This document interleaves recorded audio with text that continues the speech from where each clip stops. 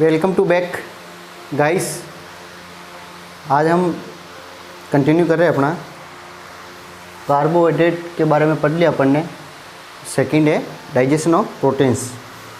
अपना डाइजेशन लगभग कंप्लीट होने वाला है, तो अपन प्रोटीन्स के बारे में आज पढ़ेंगे।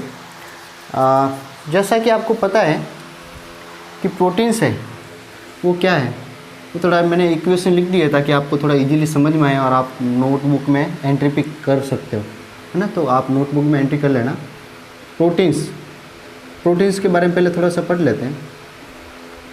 प्रोटीन्स क्या है, जैसा कि आपको पता है प्रोटीन क्या है, ये एक तरह से बॉडी बिल्डिंग के लिए अपने रेस्पॉन्सिबल है। बॉडी बिल्डिंग कह सकते हो आप, है ना। बॉडी बिल्डिंग में बहुत हेल्प करता है ना, बॉडी बिल्डिंग के लिए रेस्पॉन्सिबल है। तो अपने बॉडी में जो भी मतलब ये सेल्स वगैरह है उसको प्रोटीन एक तरह से बॉडी बिल्डिंग में हेल्प करता है, राइट। और अपन यूँ देखें तो प्रोटीन क्या है, प्रोटीन एक तरह से पॉलीमर्स जो है ना, chain, large chain of polymers, large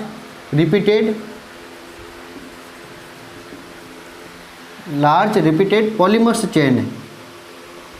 polymers chain मतलब इसका जो सिंपल जो यूनिट होती है वो क्या होती है, अमीनो एसिड। जैसा कि आपने ये बायोफिजिक्स और बायोकेमिस्ट्री में पढ़ा होगा, अमीनो एसिड का मतलब ये है कि जैसे एक अमीनो एसिड ये हो गया। अब फॉर्मूला स्ट्रक्चर तो चलो ये हो गया अमीनो एसिड। तो इस तरीके से एक लार्ज चेन होती है, तो वो सब मिलके क्या बनाते हैं, एक पॉलीमर्स, एक चेन बनाते हैं। और उसको क्या कहते हैं अपन, कॉम्प्लेक्स जो मतलब मॉलिक्यूल्स हो गए, एक तरह से चेन हो गई, उसको अपन फाइनली क्या नाम देते हैं, प्रोटीन्स। और जैसे कि आपको पता है कि प्रोटीन्स जो है वो मेनली अलग अलग चेन से मिलके बना होता है। प्रोटीन जो है मेनली अलग अलग चेन से मिलके बना होता है। जैसे ट्राइपेप्टिडेस है ना, जैसा कि ट्राइपेप्टिडेस ये इन चीज़ों से मिलके बना होता है प्रोटीन। डाइपेप्टिडेस एंड ट्राइपेप्टिडेस और ये सब मिलके क्या बनाते हैं, पॉलीपेप्टिडेस, है ना। कॉम्प्लेक्स एक तरह से होता है, डाई ट्राई ये सब मिलके क्या बनाते हैं, जो चेन बनेगी उसको कहेंगे पॉलीपेप्टिडेस, ठीक। अब प्रोटीन के बारे में मैं ज़्यादा यहाँ पढ़ा नहीं पाऊँगा क्योंकि फिर एक तरह से वो बायोफिजिक्स और बायोकेमिस्ट्री वाली फीलिंग आ जाएगी आपको। और अपन चल रहे हैं अभी एनाटोमी, फिजियो पढ़ा रहे हैं डाइजेस्ट सिस्टम का, तो वो चलते हैं अपन। तो मेनली अपने टॉपिक पे वापस आ जाते हैं। तो सबसे बड़ी बात तो ये है कि जो अपना डाइजेशन क्या है, अपन थोड़ा रिपीट कर लेते हैं। डाइजेशन ऑफ प्रोटीन के बारे में पढ़ रहे हैं। तो जैसा कि अपन ने देखा, चाहे कार्बोहाइड्रेट हो, चाहे प्रोटीन्स हो, चाहे फैट हो, है ना, मेनली ये तीन कंपोनेंट्स ही होते हैं। तो फूड कंपोनेंट्स में जो मेनली जो कॉम्प्लेक्स जो मॉलिक्यूल्स हो गए उसको सिंपल आप यूँ कह दें कि सिंपलेस्ट, है ना, सिंपलेस्ट जो कॉम्प्लेक्स जो मॉलिक्यूल्स हो गए, कॉम्प्लेक्स मॉलिक्यूल्स कह दो आप उसको सिंपलेस्ट, है ना, उसको सिंपल या सिंपलेस्ट मतलब सबसे छोटी इकाई, सिंपलेस्ट जो मॉलिक्यूल्स है उसमें ब्रेक डाउन करना किससे, हाइड्रोलाइसिस से, है ना, हाइड्रोलाइसिस से, या आप कह दो कैटालाइसिस, है ना, कैटालाइसिस, है ना। एक तरह से बिल्कुल ही कैटाबॉलिक जो प्रोसेस होता है, या हाइड्रोलाइसिस जो प्रोसेस हो, उसके थ्रू जो है प्रोटीन के मतलब पहले प्रोटीन के छोटे छोटे मॉलिक्यूल्स में तोड़ने ही क्या कहते हैं, डाइजेशन कहलाता है। जो कि सिंपल बिल्कुल सिंपलेस्ट फॉर्म में उसको एक तरह से ब्रेक डाउन कर देंगे, है ना। अब उसके बाद में अपने सेकंड बात आती है सोर्सेज। प्रोटीन का सोर्सेज क्या है, अपन अगर क्लासिफिकेशन के हिसाब से देखें अपन आइडियली, तो प्रोटीन का जो सोर्सेज होते हैं मेनली जैसे 2 टाइप्स के होते हैं। एक तो एनिमल सोर्सेज हो गया और एक हो गया प्लांट सोर्सेज। अब एनिमल्स जैसे नॉन वेजिटेरियन है, जो मीट्स वगैरह है या एग है, तो इसमें क्या वो एनिमल सेल्स आती है। और प्लांट में क्या होता है, प्लांट जो सेल्स आती है ना। तो इस तरीके से 2 टाइप्स के जो सोर्सेज हो गया मेनली, एनिमल सोर्स और सेकंड वन प्लांट सोर्स। अब एनिमल सोर्स जो होता है, याद रखना, एनिमल जो सोर्स होता है उसको फर्स्ट क्लास प्रोटीन कहते हैं, फर्स्ट क्लास प्रोटीन। और प्लांट जो सोर्स होता है वो हमेशा सेकंड क्लास प्रोटीन कहलाता है, सेकंड क्लास प्रोटीन। अब इसमें भी रिचेस्ट प्रोटीन इन एनिमल की अगर बात करें अपन, तो एनिमल की जो एनिमल जैसे मीट है ना, मीट हो गया, एग हो गया, आपके डेयरी प्रोडक्ट हो गए, जो एनिमल जो मिल्क हो गया, तो इन सारी चीज़ों में प्रोटीन जो है वो रिच मात्रा में पाया जाता है। तो उसमें तो ये आ गया। और प्लांट की अगर बात करें तो जैसे सोयाबीन हो गया, और भी जैसे फ्रूट हो गया, वेजिटेबल हो गया, वो सब सेकंड क्लास जो सोर्सेज है उसमें आते हैं। ठीक, चलते अपन आगे, अपना थोड़ा कंप्लीट करा लेते, नहीं तो वीडियो बहुत लंबा हो जाएगा। डाइजेस्ट सिस्टम काफ़ी टाइम हो गया अपन को खींचते हुए, तो अपन आगे चलते हैं। अब बात करें अपन डाइजेशन में, डाइजेशन की, प्रोटीन के डाइजेशन की बात करते हैं। डाइजेशन की अगर बात करें तो जैसा कि आपको पता है कि डाइजेशन में अपन ने पढ़ा था सबसे पहले, जैसे फूड ले लिया अपन ने, है ना, फूड ले लिया अपन ने, buccal cavity, oral cavity. Oral cavity में क्या होता है कि कार्बोहाइड्रेट का फैट जो कार्बोहाइड्रेट का जो डाइजेशन होता है वो स्टार्ट हो जाता है। कहाँ पे? जैसे पिछली वाली क्लास में जैसे अपन ने पढ़ा था, कार्बोहाइड्रेट जैसे स्टार्च के रूप में, एक कुक्ड जो स्टार्च होता है उसका डाइजेशन कहाँ होता था? कार्बोहाइड्रेट के रूप में अगर बात करें अपन, तो स्टार्च का डाइजेशन जो है ओरल कैविटी में स्टार्ट हो जाता था, है ना, ओरल कैविटी में। किसके थ्रू? अपन ने पढ़ा था सैलिवरी एमाइलेज कह दो, या अल्फा एमाइलेज कह दो, या टाइलिन कह दो, इसकी प्रेजेंसी में क्या होता था? स्टार्च जो है माल्टोज, आइसोमाल्टोज और लिमिट डेक्स्ट्रीन। आपको पता हो तो, नहीं तो देख लेना आप वीडियो। तो स्टार्च का जो डाइजेशन है, मतलब कार्बोहाइड्रेट का एक डाइजेशन है, पॉलीसैकेराइड जिसको अपन कहते हैं कार्बोहाइड्रेट, तो स्टार्च का जो डाइजेशन है वो ओरल कैविटी में स्टार्ट हो जाता था कार्बोहाइड्रेट में, है ना, ये याद रखना। लेकिन जो प्रोटीन का जो डाइजेशन है वो ओरल कैविटी में स्टार्ट नहीं होता। तो कहाँ होता है साहब, है ना? अगर ओरल कैविटी में नहीं होता तो होता कहाँ है? आप यूँ देखो, ओरल कैविटी में प्रोटीन का डाइजेशन नहीं होता, बिल्कुल नहीं होता। Number 1 question. Second one, oesophagus में आते हैं फिर, कि जो अपने खाना प्रोटीन के रूप में जो भी खाना अपन ने लिया है, तो वो जैसे सोयाबीन खा ली मैंने, है ना, सोयाबीन की सब्जी बनी, सोयाबीन खा ली। अब सोयाबीन ओरल कैविटी में कोई भी प्रोटीन का डाइजेशन नहीं होगा, राइट। उसके बाद में इसोफेगस, तो इसोफेगस की बात करूँ, क्योंकि इसोफेगस के थ्रू ही जाएगा, तो इसोफेगस में भी कोई भी डाइजेस्टिव एंजाइम नहीं होता, तो प्रोटीन का डाइजेशन यहाँ पे भी नहीं होगा। अब चलते हैं अपन आगे, stomach, reservoir of food. Stomach चलते हैं साहब। स्टोमक में क्या होगा? आपको पता है, गैस्ट्रिक ग्लैंड मैंने पढ़ाई थी। स्टोमक में क्या होगा आपको पता है ना? स्टोमक में गैस्ट्रिक ग्लैंड मैंने पढ़ाई थी, याद है कुछ? जो कि गैस्ट्रिक जूस सिक्रेट करती है। कौन कौन सी जो सेल्स हो गई, तो उस सेल्स का नाम मैं थोड़ा रिपीट कर लेता हूँ, क्योंकि आपको थोड़ा दिक्कत नहीं होगी, फिर आपको समझने में आसानी रहेगी। गैस्ट्रिक ग्लैंड में गैस्ट्रिक सेल्स अपन ने एक ट्रिक बताया था, एक याद करने का फॉर्मूला बताया था। मिको सिंह जो सिंगर है, क्या नाम है? मिको सिंह। उससे याद रखना है गैस्ट्रिक स्टमक में कौन कौन सी ग्लैंड होती है। मिको सिंह से एम का मतलब हो गया म्यूकोस नेक सेल, जो क्या करेगी साहब? म्यूकोसा सिक्रेट करेगी। क्या करेगी साहब? म्यूकोसा सिक्रेट करेगी, राइट, म्यूकोसा सिक्रेट करेगी। उसके बाद में एम के बाद में ई क्या करेंगे साहब?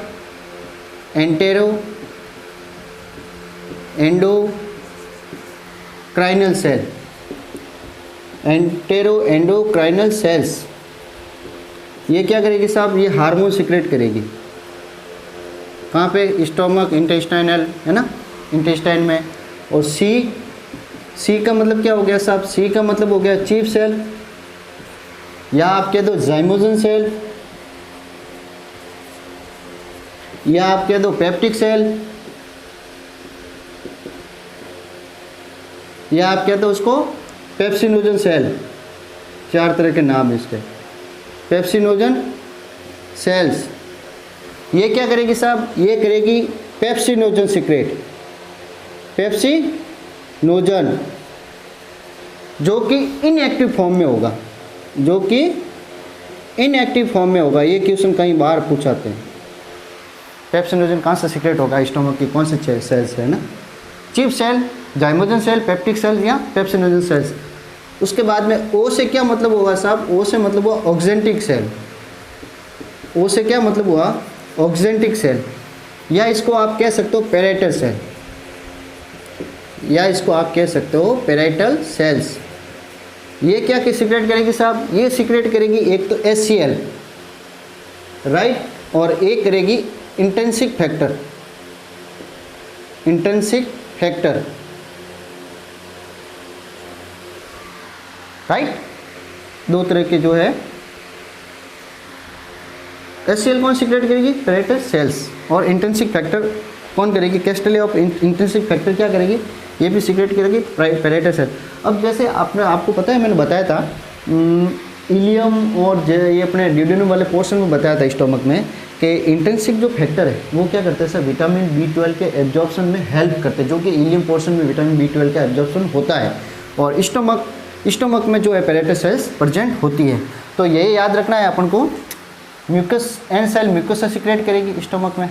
उसके बाद में एंटेरोक्राइनल सेल्स जो है हार्मोन सीक्रेट करेगी, जैसे कि CCK cells, CCK cholecystokinin hormone हो गया। उसके बाद में ये अपने सिक्रेटिव हार्मोन हो गया, है ना। और पेप्सिनोजन इनएक्टिव फॉर्म में सीक्रेट करेगी पेप्टिक सेल्स या चीफ सेल्स, और HCl पैराइटल, और इंट्रिंसिक फैक्टर जो है पैराइटल सेल्स। अब ये याद इसलिए रखना है कि पेप्सिनोजन जो है, पेप्सिनोजन जो है यही पेप्सिन है जो स्टोमक में सीक्रेट जो सेल्स होते हैं parietal cells, sorry chief cells, वो वगैरह सीक्रेट करती है। अब आगे चल रहा हूँ मैं, आगे अपन बताएंगे। अब इसको अपन कंटिन्यू करते हैं। जहाँ पे नोजन लग जाए, जहाँ पे नोजन लग जाए, है ना, जहाँ पे अपन, आप यूँ समझो कि जहाँ पे नोजन लग गया, वो क्या है साहब, नोजन लगने का मतलब ही यही है कि वो ऐसा प्रोटीन को डाइजेस्ट करेगा। नंबर 1 प्रोटीओलाइटिक एंजाइम, उसको क्या कहेंगे अपन, प्रोटीओलाइटिक एंजाइम, और वो इनएक्टिव फॉर्म में हो गया। नोजन का मतलब यही होता है इनएक्टिव फॉर्म में, इनएक्टिव फॉर्म में। अब कैसे कि जैसे पेप्सिनोजन, जैसे पेप्सिनोजन, जैसे काइमोट्रिप्सिनोजन, काइमोट्रिप्सिनोजन, जैसे ट्रिप्सिनोजन, ट्रिप्सिनोजन। ये क्या है सर, ये जो नोजन वर्ड लगा है ना, इसका मतलब ये इनएक्टिव फॉर्म में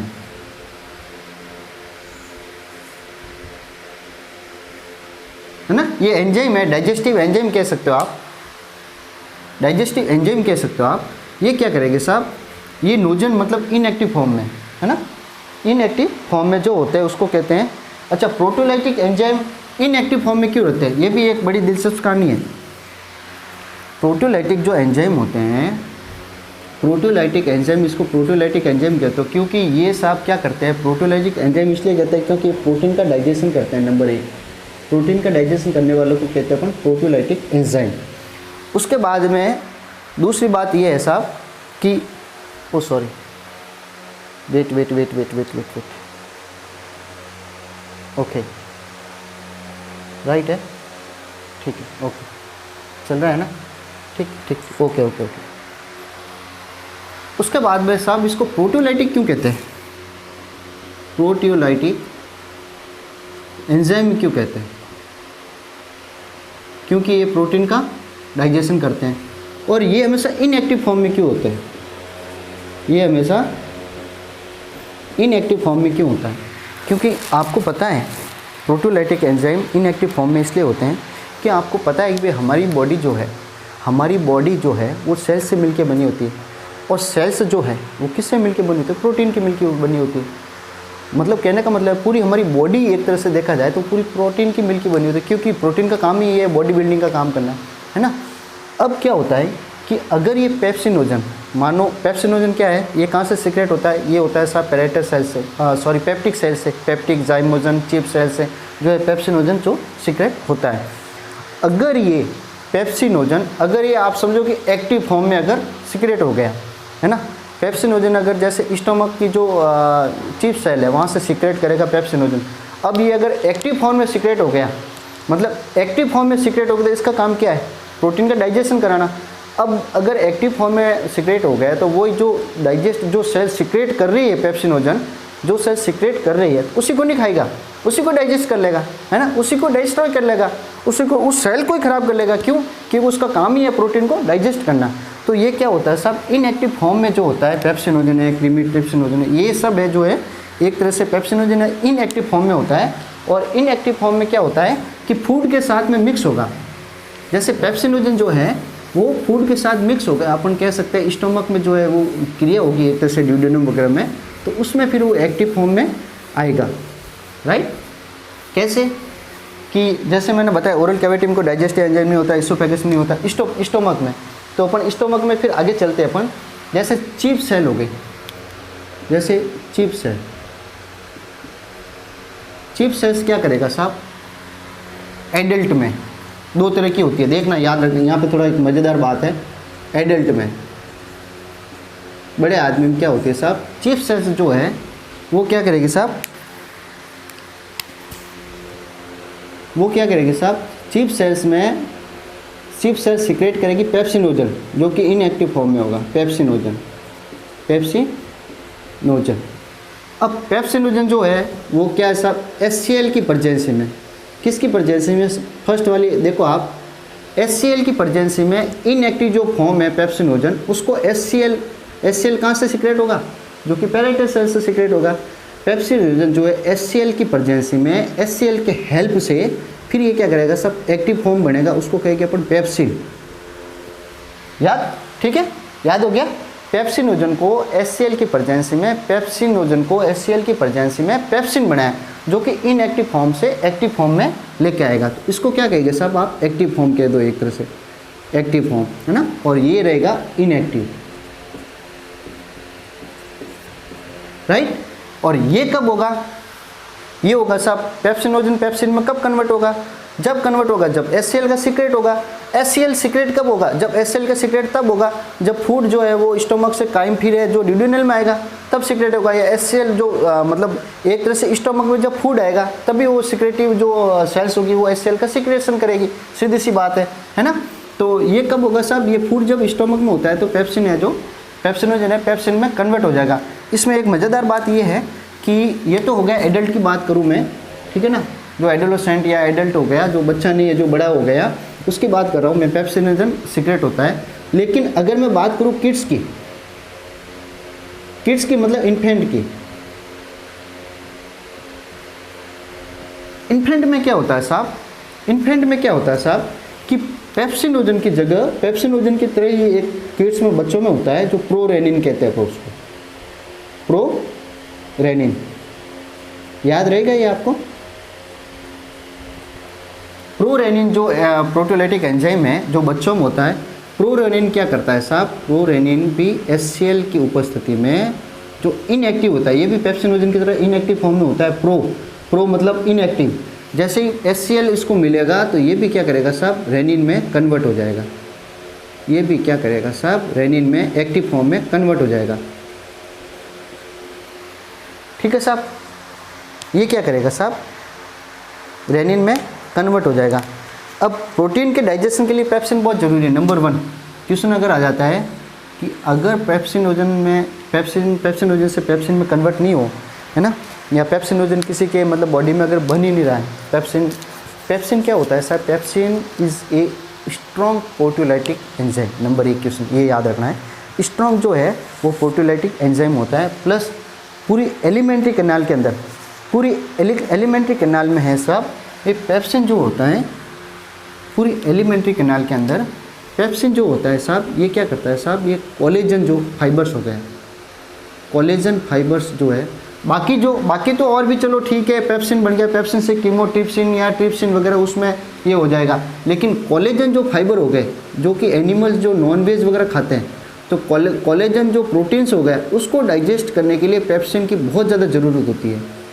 उसको डाइजेस्ट करने के लिए पेप्सिन की बहुत ज़्यादा ज़रूरत होती है, इसलिए जो नॉनवेज खाते हैं उसमें पेप्सिन होना बहुत ज़रूरी है। या आप यूँ कहें कि ये पेप्सिनोजन जो होना बहुत ज़रूरी है, उससे कन्वर्ट होगा। अगर नहीं होगा तो फिर उसके जो भी मीट्स वगैरह, मांस मछली वगैरह खाते हैं ना, तो वो एक तरह से डाइजेस्ट नहीं होगा, जो कोलेजन फाइबर्स है वो डाइजेस्ट नहीं होगा। अगर पेप्सिन नहीं होगा तो कोलेजन प्रोटीन है वो डाइजेस्ट नहीं होगा नॉनवेज वगैरह जो खाते हैं। अपन ये यहाँ तक ठीक है। अपन वापस चलते हैं प्रोरेनिन की तरफ। प्रोरेनिन जो है एक तरह से पेप्सिन, ये भी चीफ सेल से ही होता है, ये भी पेप्सिनोजन जैसा होता है, ये भी किड्स में चीफ सेल से ही प्रोरेनिन जो है, प्रोटीलाइटिक एंजाइम जो है, ये एक तरह से सीक्रेट होगा जो HCl की उपस्थिति में रेनिन एक्टिव फॉर्म में बनाएगा। यहाँ पे मज़ेदार बात ये, एक और रेनिन है, याद रखना, RENIN, रेनिन, और ये जो है वो क्या है, RENNIN। फ़र्क क्या है देख लो, डिफरेंस क्या है, सिर्फ एक डबल एन का फ़र्क है ना।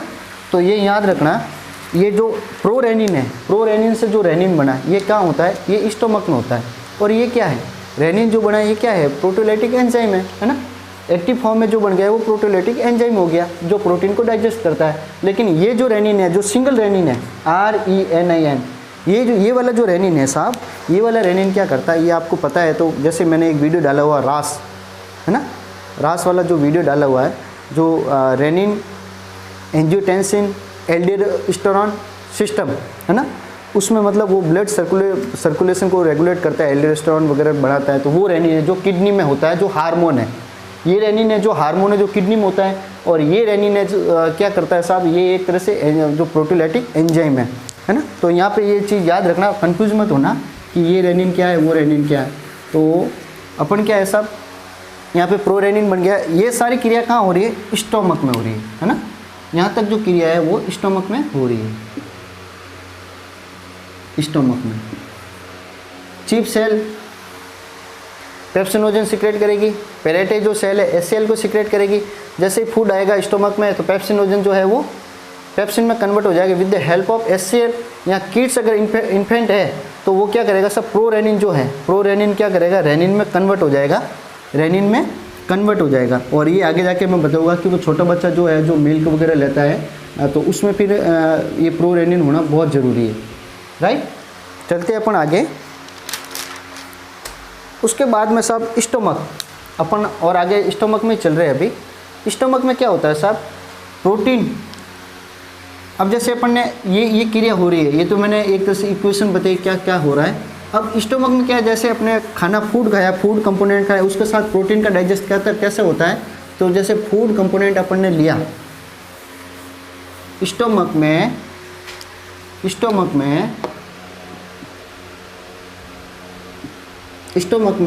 फूड कंपोनेंट विद प्रोटीन वाला लिया अपन ने। तो प्रोटीन क्या करेगा साहब, अब क्या होगा कि जो प्रोटीन है, जैसे सोयाबीन ही मैंने खाई थी, तो सोयाबीन खाई थी तो उसका डाइजेशन मुंह से तो स्टार्ट नहीं हुआ, उसका डाइजेशन इसोफेगस से भी स्टार्ट नहीं हुआ।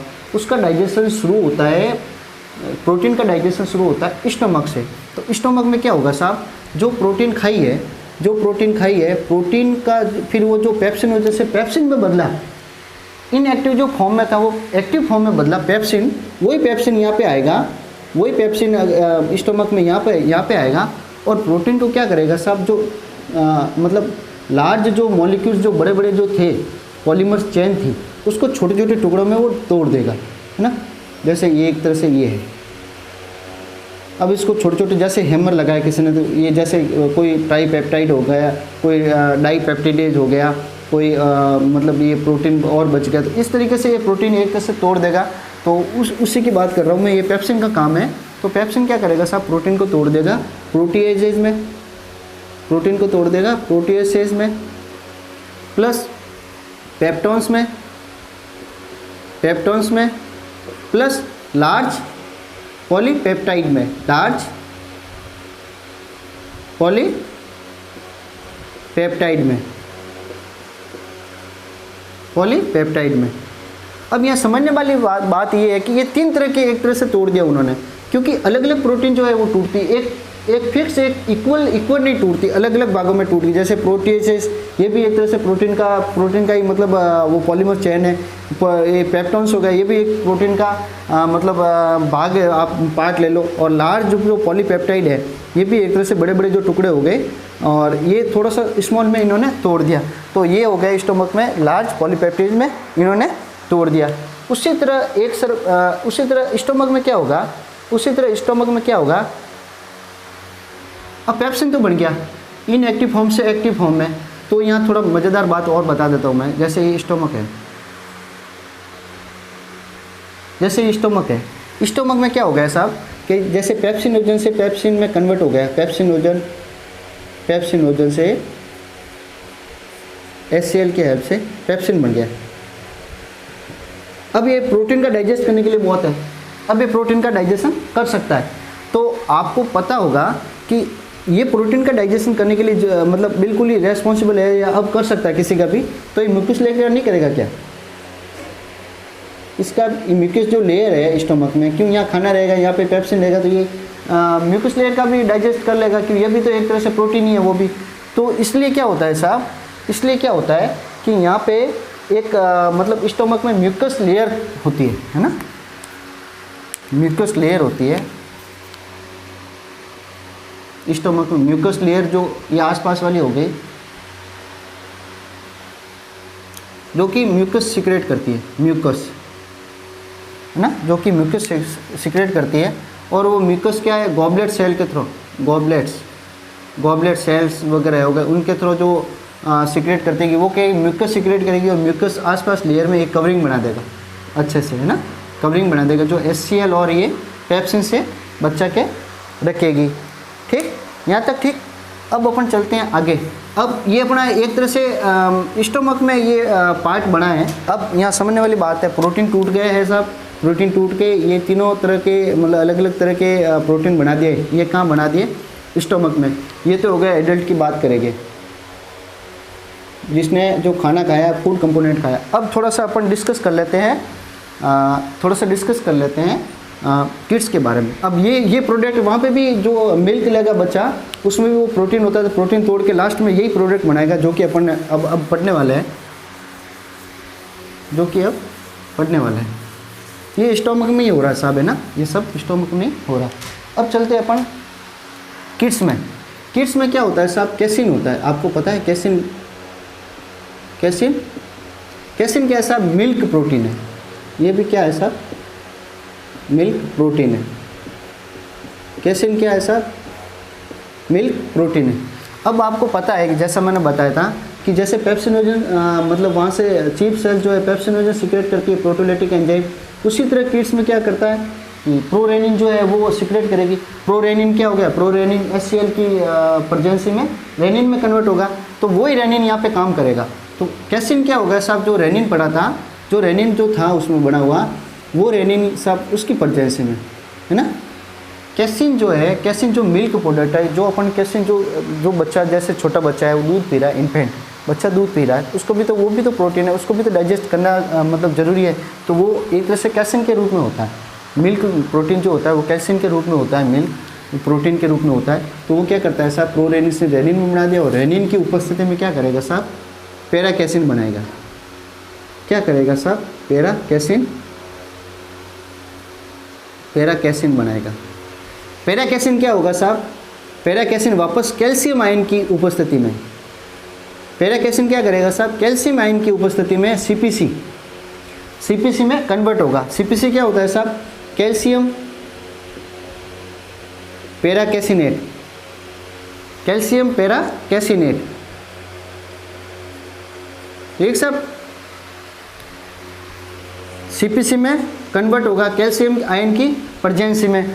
और जो ये CPC है साहब, ये CPC क्या करेगा? वापस जो पेप्सिन ने बनाया था वो का वो प्रोडक्ट जो है प्रोटीन वाले जो हो गए छोटे छोटे ब्लॉक हो गए, उसमें बनाएगा, जो कि हो गए एक क्या करेगा आगे?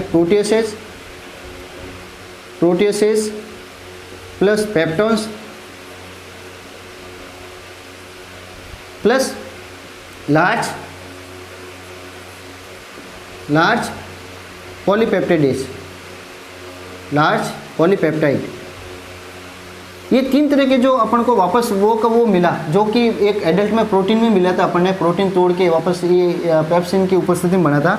उसी तरह कैसीन मिल्क प्रोडक्ट है, जो दूध पीता है वो बच्चा, कैसीन मिल्क प्रोटीन होता है। कैसीन रेनिन की प्रेजेंसी में पैरा कैसीन बना है, पैरा कैसीन से कैल्शियम आयन की जो प्रेजेंसी में सीपीसी बना है, जिसको अपन कहते हैं कैल्शियम पैरा कैसिनेट। और कैल्शियम पैरा कैसिनेट से वापस वही फाइनली 3 प्रोडक्ट बने जो कि प्रोटीन में बनते हैं, जो कि एडल्ट में भी बने थे।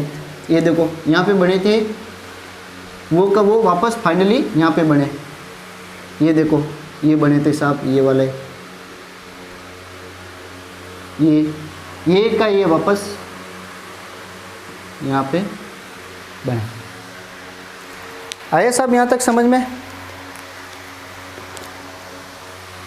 ठीक, अब चलते हैं, तीनों प्रोडक्ट हो गए। अब वो का वो काइम के साथ में अब क्या होगा साहब, ये तो स्टोमक में बन गए। स्टोमक में फाइनली प्रोडक्ट क्या क्या बना, जो कि प्रोटीन को एक कॉम्प्लेक्स जो था उसमें छोटे छोटे भागों में तोड़ दिया उन्होंने, जो कोई पॉलीपेप्टाइड बने, कोई ट्राईपेप्टाइड बने, कोई डाई मतलब पेप्टिडेज बने, इस तरीके से तोड़ दिया। अब क्या होगा साहब, स्टोमक से काइम फिर आगे जाएगा। आधा तो डाइजेशन हो गया है ना, तो काइम से फिर स्टोमक से बाहर निकलेगा, कहाँ जाएगा सर, डुओडेनम में, डुओडेनम में। स्मॉल इंटेस्टाइन का जैसे कि आपको पता है पार्ट है ये भी। तो यहाँ पे डुओडेनम में क्या होगा साहब, 3 तरह की एंट्री होगी। डुओडेनम में क्या होगा साहब, 3 तरह की एक एंट्री होगी, अलग अलग हीरो की एंट्री होगी। ट्यूनिंग तो नहीं निकाल सकता मैं, अलग अलग तरह की एंट्री होगी, जो मूवी में निकालते हैं ना, फिल्मों में अलग अलग ढान ढान, है ना, इस तरीके से। ये आ गया साहब काइम आपके डुओडेनम में, जो कि आधा डाइजेस्ट हो गया, आधा डाइजेस्ट हो गया मीन्स प्रोटीओसिस, पेप्टोन्स और लार्ज जो पेप्टाइड है, पॉलीपेप्टाइड है, उसमें वो कन्वर्ट हो गया। चाहे छोटा बच्चा मिल्क पी रहा हो, कैसीन जो मिल्क प्रोटीन पी रहा हो वो हो। अच्छा, अपन को पता है आपको जो मतलब कर्ड जो मिल्क है, एक ही भूल गया था मैं अभी, कर्डेड मिल्क किसको कहते हैं? कर्डेड मिल्क दही के समान जो दूध है वो किसको कहते थे? जैसे छोटा बच्चा दूध पीता है ना, दूध पीता है और 15-20 मिनट बाद में अगर ऊपर नीचे करते हैं या खिलाते हैं या उल्टा सुला दे, उसके वो स्पेक्टर वगैरह वो प्रॉपर डेवलप नहीं होते हैं, तो उसकी वजह से एकदम से घुल लेता है वो, है ना, वापस बाहर निकाल देता है एज ए वॉमिटिंग की तरह। तो पता है आपको, दही जैसा वो बाहर निकालता है, सबको पता होगा, हर घर में बच्चे, हर घर में बच्चे ने हर किसी को मतलब खिलाया है ना, खिलाया, तो वो बच्चा फिर एकदम से करता है। तो वही कर्डेड मिल्क किसको कहते हैं? पैरा कैसिन को। किसको कहते हैं अपन? पैरा कैसिन जो है उसी को अपन क्या कहते हैं? कर्डेड मिल्क, जिसको पैरा कैसिन से बन के मिले कैल्शियम पैरा कैसिनेट, उसी को कहते हैं अपन कर्डेड मिल्क, है ना। ये चीज़ याद रखना थोड़ा। कर्डेड मिल्क किसको कहते हैं? जो कन्वर्ट हो गया अपने कैसिन से रेनिन की प्रेजेंसी में पैरा कैसिन से फिर कैल्शियम आयन की प्रेजेंसी में हुआ सीपीसी। अब सब काइम जो है ड्यूडेनम में एंट्री होगी। अब काइम के अंदर 3 तरह के वो मिक्स हो गया पूरा, मतलब वो सिंपल मॉलिक्यूल में आधा तो टूट गया, प्रोटीएज है, पेप्टोन्स है, लार्ज पॉलीपेप्टाइड में ये टूट गया। अब सब ड्यूडेनम में जाएगी। ड्यूडेनम में 3 तरह से जो एंट्री होगी। फर्स्ट होगी आपको जैसे कि पता है बाइल की एंट्री होगी, जो कि क्या करेगा, ये एल्कलाइन फॉर्म में, ये बाइल क्या करेगा एल्कलाइन फॉर्म में, यहाँ जो कंसनट्रेट जो बाइल है वो भी ड्यूडेनम में एंट्री होगी उसकी भी। उसके बाद में दूसरा है साहब, उसके बाद में दूसरा है इंटेस्टाइनल जूस, जो भी खुद का होगा ड्यूडेनम का, इंटेस्टाइनल जूस।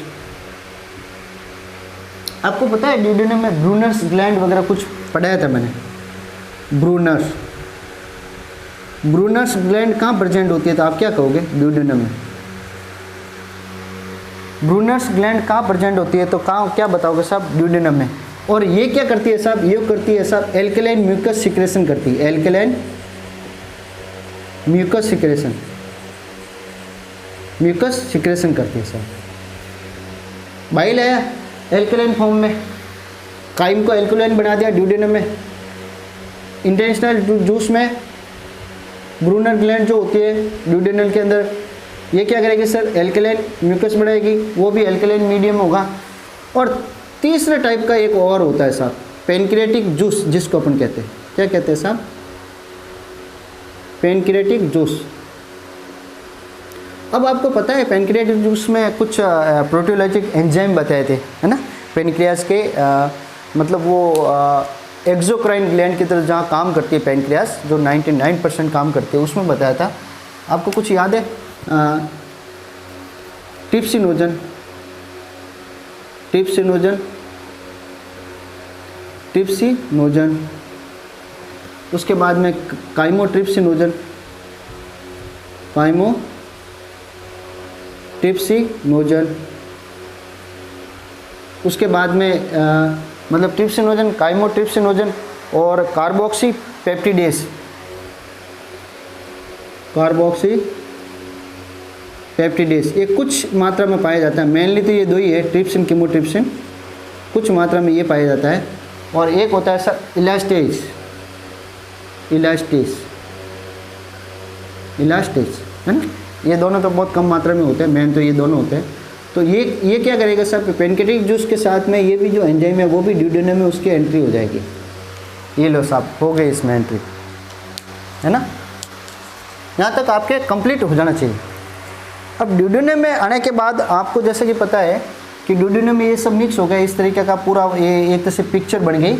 और ये क्या होगा साहब, ये जाएगा वापस स्मॉल इंटेस्टाइन में।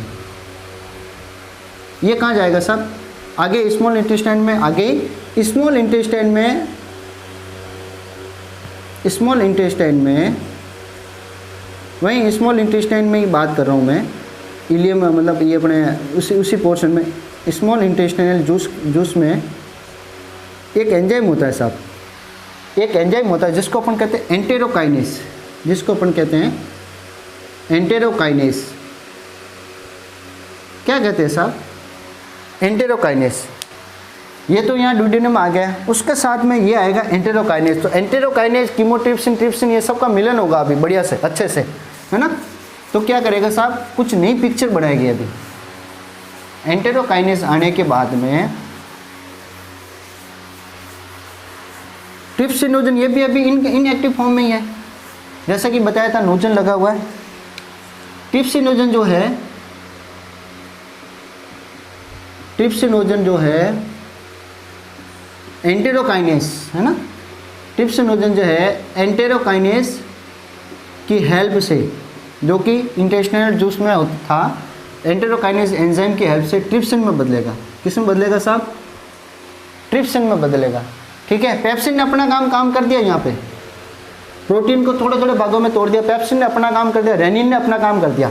अब उसको भूल जाओ, उसको याद रखना स्टोमक तक, उसको याद रखना स्टोमक तक। अब अपन आगे गए, अपन आगे चले गए, पेप्सिन है, रेनिन है, वो पीछे छूट गए,